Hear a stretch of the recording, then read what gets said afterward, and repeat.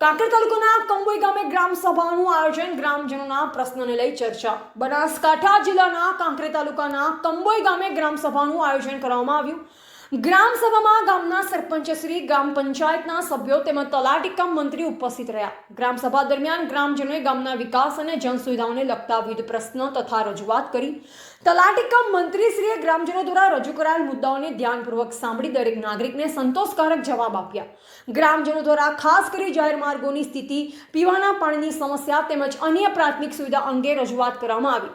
આ અંગે જવાબ આપતા તલાટી કમ મંત્રીશ્રીએ જણાવ્યું કે ગામમાં બાકી રહેલ વિકાસલક્ષી કાર્યને પ્રાથમિકતા આપવામાં આવશે અને જાહેર માર્ગો, પાણી સહિતની સમસ્યાઓના યોગ્ય નિરાકરણ માટે વહીવટી તંત્ર દ્વારા જરૂરી તકેદારી રાખવામાં આવશે।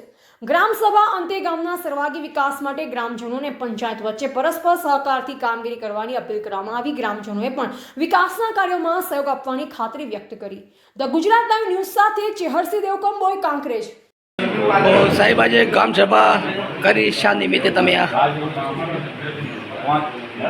2026 સરકારશ્રીના આયોજન મુજબ વિશ્વ પર્યાવરણ દિવસ નિમિત્તે ગ્રામ સભાનું આયોજન કર્યું અને ગ્રામ લોકોએ વિશ્વ પર્યાવરણ દિવસ વિશે સમજૂત કરી। ગામ લોકોનો શું અહેવાલ હતો આજે? ગામ લોકોનું કહેવું એવું છે કે અમે સાથ સહકાર આપશું અને પંચાયત તરફથી પણ અમને સાથ સહકાર મળવો જોઈએ। ઓકે।